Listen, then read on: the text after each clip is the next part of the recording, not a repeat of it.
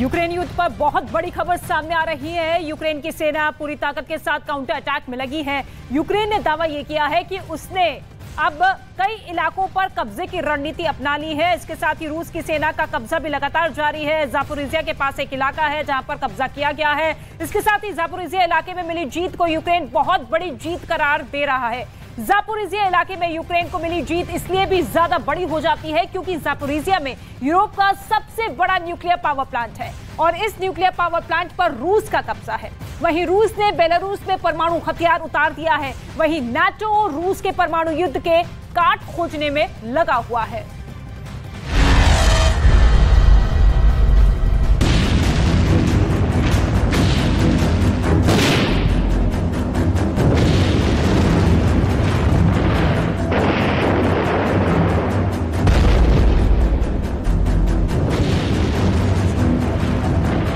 Putin का बढ़ा परमाणु फीवर,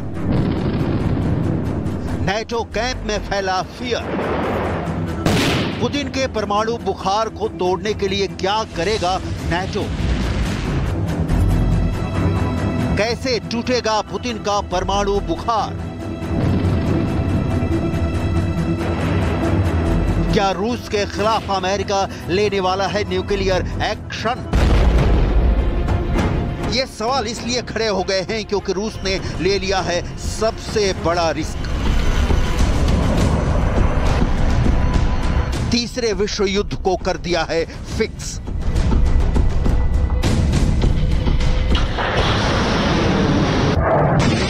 तैयारी देख पेंटागन हुआ परेशान, ब्रिटेन हुआ हैरान। नेटो देशों में खलबली, दुनिया परमाणु युद्ध के खौफ से डरी। अब मुश्किल है पुतिन को मनाना, बन गया नया ठिकाना। शुरू हुआ परमाणु बम को लगाना।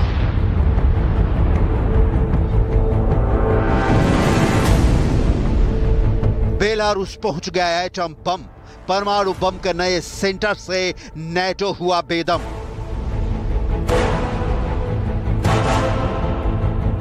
Их много. Я потом вам скажу об этих соображениях. Да, вам скажу пока. Не публично. Вот. Но такая возможность есть. Все это понимают. Все просто ждут, что мы начнем кнопки нажимать. Нет такой необходимости. क्या तीसरे विश्व युद्ध का एपी सेंटर बेलारूस बनने वाला है? क्या रूस और नेटो के बीच युद्ध बेलारूस की धरती पर होने वाला है? क्या महीनों से परमाणु हथियारों की धमकी देते आ रहे पुतिन अब वाकई उन्हें चलाने के मूड में लग रहे हैं? रूस ने यूक्रेन के उत्तर में बेलारूस में परमाणु हथियार उतार दिया है। रूस परमाणु हथियारों के सबसे बड़े जखीरे के साथ यूक्रेन के पूर्व में खुद बैठा है। वहीं यूक्रेन के दक्षिण में काला सागर में भी पुतिन की परमाणु पनडुब्बियां तैनात हैं। वहीं इसके उत्तर पश्चिम में पोलैंड के पास रूस के कलिनिंग्राद में भी परमाणु हथियार मौजूद हैं।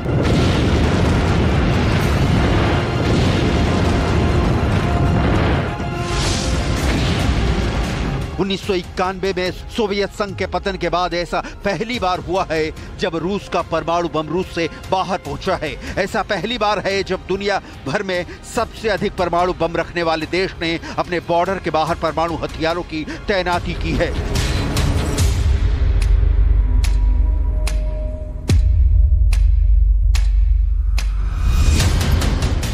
बेलारूस में रूस की मिसाइलें तनी हुई हैं।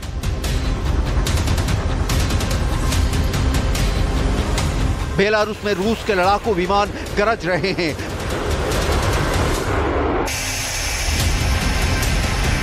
बेलारूस में रूस के टैंक दौड़ रहे हैं। बेलारूस में रूस के सैनिक मोर्चा बनाकर डटे हुए हैं।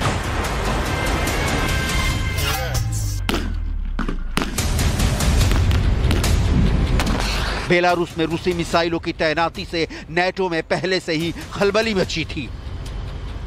अब बेलारूस में रूस के परमाणु हथियार भी फिट हो गए हैं। बेलारूस में परमाणु बम फिट करने के कदम को नेटो देश क्यों पुतिन का परमाणु फीवर करार दे रहे हैं, इसे आगे बताएंगे, लेकिन उसके पहले ये देख लीजिए कि रूस की किस परमाणु तैयारी ने नेटो को डरा रखा है।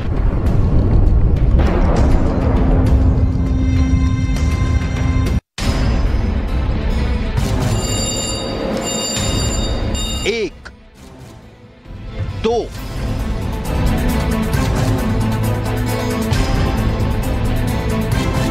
तीन,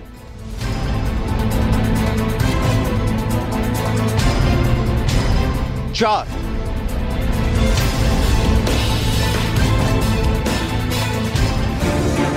40 सेकंड में 4 हमले, चारों दिशाओं में 4 ठिकाने दहले। पुतिन हुए क्रुद्ध, समंदर में रूस का परमाणु युद्ध, नेटो हुआ हलकान, अमेरिका परेशान, ब्रिटेन का मिट सकता है नामो निशान। दिन में समंदर के अंदर से परमाणु हमला,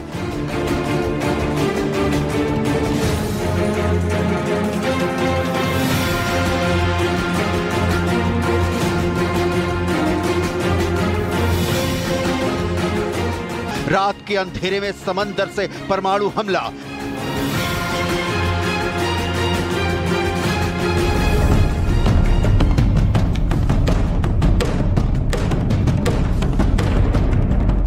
यह रूस का परमाणु युद्धाभ्यास है। यह नेटो को डराने का पुतिन का प्रयास है। ज़ेलेंस्की इसे देख हताश है। बाल्टिक देश अनहोनी के खतरे से उदास है। आखिर रूस के इस परमाणु युद्धाभ्यास में क्या खास है? इस युद्धाभ्यास को रूस अपने लड़ाकू क्षमता का विस्तार करार दिया है। इस युद्धाभ्यास में रूस के उत्तरी बेड़े के पनडुब्बी रोधी युद्ध जहाजों ने हिस्सा लिया। न सिर्फ हिस्सा लिया बल्कि एक काल्पनिक दुश्मन की पनडुब्बियों को समंदर के अंदर ही डुबो दिया। पहला हमला, दूसरा हमला, तीसरा हमला, चौथा हमला, पांचवा हमला। ये हमले तो कुछ भी नहीं है। रूस के युद्धपोतों ने जलजला ला दिया है। रूस समंदर को न्यूक्लियर वॉर का एपी सेंटर बनाने की तैयारी में है। समंदर में परमाणु बम का जाल बिछाकर रूस नेटो को निशाना बनाने की तैयारी में है। रूस ने अपनी नौसेना के चारों बेड़ों को हाई अलर्ट पर रख दिया है।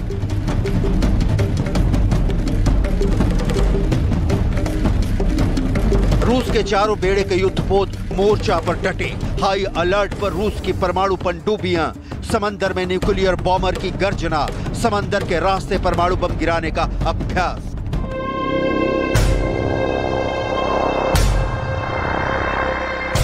रूस के राष्ट्रपति व्लादिमीर पुतिन ने उत्तरी बेड़े को सुपर अलर्ट मोड में रखा है। पैसिफिक फ्लीट को सटीक परमाणु हमलों के लिए अपनी तैयारियों को परखने का काम सौंपा है। उत्तर और प्रशांत के बेड़े की मारक क्षमता को सोवियत दौर से ही जवाबी हमलों में मॉस्को के मुख्य हथियार के रूप में देखा गया है। इस बेड़े का इस्तेमाल रूस जवाबी हमले के लिए करता आया है। रूस की नौसेना काला सागर में यूक्रेन पर नजर गड़ाए हुए है। हाल ही में नेटो में शामिल हुए फिनलैंड के रास्ते आने वाले खतरों से निपटने के लिए रूस के युद्धपोत बाल्टिक सागर में डटे हुए हैं। नेटो की हरकतों का जवाब देने के लिए रूस ने अपनी नेवी को आर्कटिक सागर में भी उतार रखा है। रूस का प्रशांत बेड़ा भी रूस के पूर्वी किनारे पर प्रशांत महासागर में सुपर एक्टिव है। बड़ा सवाल है कि पूरब से लेकर पश्चिम तक और उत्तर से लेकर दक्षिण तक अपनी नौसेना को अलर्ट मोड में लाकर रूस क्या संदेश देना चाहता है। खासकर उत्तर में अपने युद्धपोतों से मिसाइल बरसाकर क्या रूस अमेरिका को चेतावनी देने की कोशिश में है। यही वजह है कि प्रशांत बेड़े के साथ साथ रूस का उत्तरी बेड़ा भी सुपर एक्टिव है। टैक्टिकल न्यूक्लियर हथियारों से लैस युद्धपोत और पनडुब्बियों को रूस ने आर्कटिक सागर और बाल्टिक सागर में एक साथ उतार दिया है। आर्कटिक सागर और बाल्टिक सागर में टैक्टिकल न्यूक्लियर हथियारों की मौजूदगी को नेटो देशों के लिए एक गंभीर खतरा बताया गया है। Denmark, Sweden, Finland, Estonia, Latvia, Lithuania, Poland और जर्मनी की सीमा बाल्टिक सागर से जुड़ी हुई है। वहीं आर्कटिक सागर में परमाणु हथियारों से लैस युद्धपोत और पनडुब्बियों से सीधा खतरा नॉर्वे, स्वीडन, फिनलैंड और अमेरिका तक को है। दावा किया गया है कि रूस की नौसेना ने अपने युद्धपोत एडमिरल गोर्शकोव को परमाणु हथियारों से लैस करके आर्कटिक सागर में उतार दिया है। दरअसल आर्कटिक क्षेत्र की जिम्मेदारी रूस के उत्तरी बेड़े के पास है। नॉर्वे की खुफिया एजेंसी का दावा है कि रूस ने परमाणु युद्ध के सीक्रेट प्लान को समंदर में आगे बढ़ा दिया है। नॉर्वे की इंटेलिजेंस सर्विस ने अपनी सालाना खुफिया रिपोर्ट में कहा है कि रूस की नौसेना के उत्तरी बेड़े में युद्धपोतों को टैक्टिकल न्यूक्लियर हथियारों से लैस किया गया है। रिपोर्ट में जहाजों पर लगाए गए परमाणु हथियारों के बारे में बताया गया है। रिपोर्ट में दावा किया गया है कि 30 साल में यह पहली बार है जब रूस का बेड़ा परमाणु हथियारों के साथ समंदर में उतरा है। अमेरिका और रूस की बरसों पुरानी जानी दुश्मनी को यूक्रेन युद्ध ने नई धार दे दी है।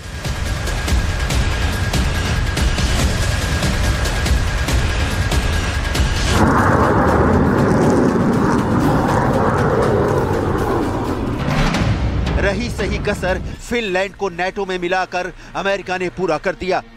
यही वजह है कि रूस ने आर्कटिक सागर के साथ साथ अमेरिका के वर्चस्व वाले प्रशांत महासागर में शक्ति प्रदर्शन पर उतर आया है। रूस के प्रशांत बेड़े में 46 युद्धपोत हैं। प्रशांत बेड़े में युद्धपोतों में एंटी सबमरीन मिसाइल शिप भी हैं और एम्फीबियस युद्धपोत भी। साथ ही साथ रूस के प्रशांत बेड़े में 24 से 26 पनडुब्बियां हैं। प्रशांत बेड़े के युद्धाभ्यास का मकसद दुश्मन के मिसाइल और हवाई हमलों से रूस को सुरक्षित करना है, जिसके लिए रूस की नेवी दुश्मन की पनडुब्बियों को पता लगाकर उन्हें समंदर के अंदर ही तबाह करने का युद्धाभ्यास कर रही है। फेडरेशन ऑफ अमेरिकन साइंटिस्ट की एक हालिया रिपोर्ट बताती है कि फिनलैंड के पास मौजूद कोला प्रायद्वीप में भी रूस ने पनडुब्बियों पर तैनात 350 परमाणु बम लगा रखे हैं। सभी परमाणु बम 150 किलोटन की ताकत के हैं, यानी कोला प्रायद्वीप में मौजूद रूस के एक परमाणु बम हिरोशिमा पर गिरे बम से 10 गुना अधिक शक्तिशाली है। फिनलैंड के नेटो में शामिल होने के बाद अब दावा किया जा रहा है कि पुतिन ने नेटो से भिड़ने की पूरी तैयारी कर ली है। कोला प्रायद्वीप में रूस ने बड़े पैमाने पर परमाणु हथियार जमा कर रखे हैं। कोला प्रायद्वीप का एक छोटा सा इलाका रूस की परमाणु मिसाइल से लैस सबमरीन का पावरफुल सेंटर है। यहीं से आर्कटिक की गश्त भी की जाती है। रूस की ये तैयारियां बता रही हैं कि यूक्रेन युद्ध अभी खत्म भी नहीं हुआ। रूस को मनमाफिक जीत भी नहीं मिली, उससे पहले ही पुतिन युद्ध के कई मोर्चे एक साथ खोलने की तैयारी में हैं।